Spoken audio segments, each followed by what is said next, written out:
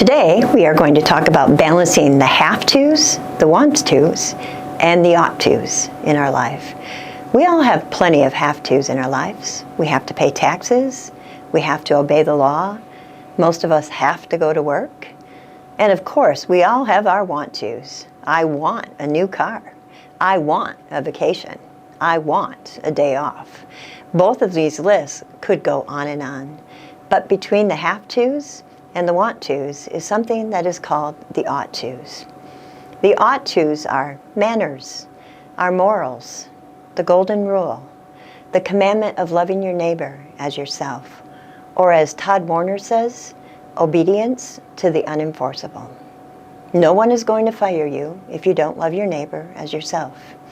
And you won't get arrested for not being polite or having bad manners. But I believe the ought-tos are the most important part of our lives. The ought-tos are being the hands and feet of Jesus. And let me give you an example of an ought-to that has happened in my life.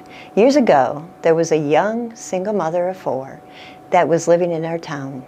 Now I know how hard being a single mother is, as I was one for several years myself. And God was prodding me to take her 4 children for the afternoon and give this young mother a break. But I had planned to scrub my floor.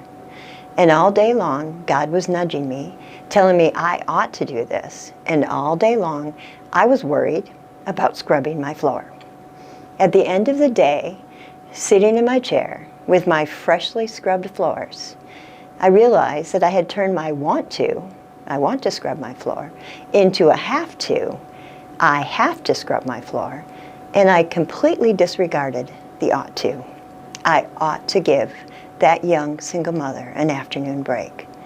See, when I stand before God, I can guarantee you He isn't going to comment on my freshly scrubbed floor that day.